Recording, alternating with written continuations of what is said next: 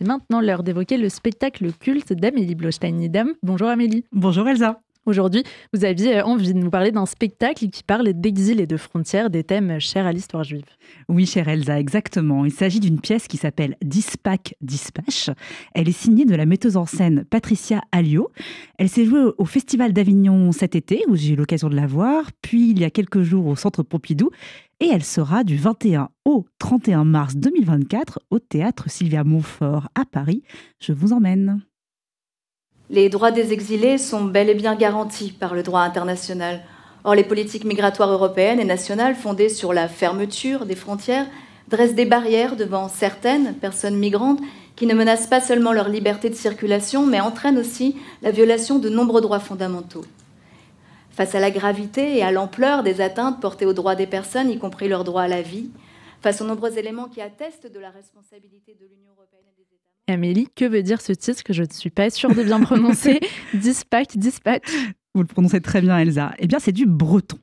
Dispac signifie ouvert, désordonné, et dispatch veut dire révolte, révolution. Patricia Alliot nous invite à une révolution de fond et de forme contre une injustice, celle qui dit que... moi aussi je bégaye finalement aujourd'hui. Une injustice qui est que la première des libertés, celle de circuler, n'existe nulle part.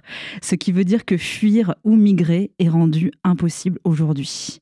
Alors, ne vous imaginez pas une mise en scène très classique. Nous sommes assises en quadrifrontale. Tout est bleu, bleu Méditerranée. Les bancs, la lumière, le sol, tout est bleu. La performance est autant documentée que documentaire. Alors, il faut savoir, c'est pas le premier spectacle à parler de la question, j'aime pas trop dire ça, mais de la crise des migrants, c'est un peu mal nommé. Mais c'est la première fois, à mon sens, que cela prend cette forme fascinante d'agora pour dénoncer la notion souvent factice de frontière. Je comprends bien ici la portée politique de ce spectacle, mais en quoi est-ce du théâtre finalement, Amélie ? Déjà parce que la mise en scène est au cordeau, elle est ponctuée de la musique de Léonie Pernet et les lumières superbes d'Emmanuel Valette. Dispac Dispatch de Patricia Alliot est aussi, il faut le dire, un objet scénique d'une grande beauté. Et c'est du théâtre aussi parce que sur scène, une histoire est racontée, ça c'est du théâtre, par une comédienne, en l'occurrence Élise Marie.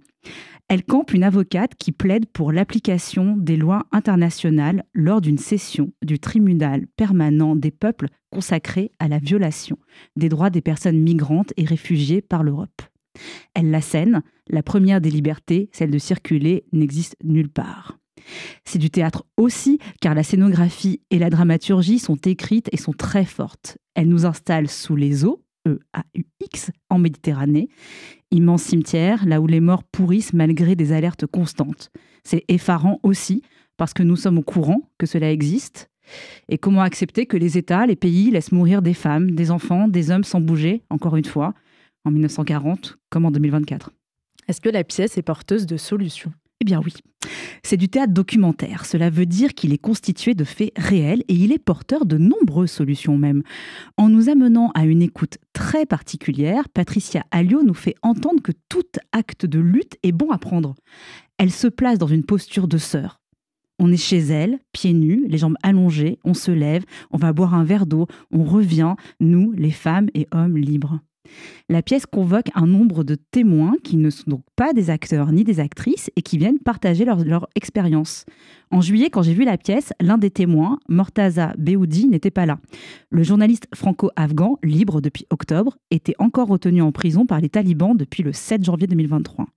Et c'est aussi pour ces témoins empêchés que la pièce se donne. La parole est extrêmement politique, militante, mais elle n'est pas larmoyante, elle est pleine d'espoir.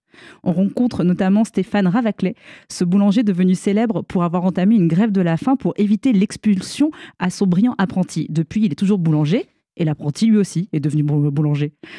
On entend des phrases comme des couperets. « Quelle vie valent d'être pleurée ?» On entend ces vraies phrases issues de discours très réactionnaires qui disent « Laissez-les mourir, cela va les dissuader ». Et on frissonne. On pense ici, particulièrement sur RCJ, au trajet d'exil de nos familles, à leur passage de frontières subi ou consenti. On le sait, dans nos tripes, l'exil n'est jamais un choix.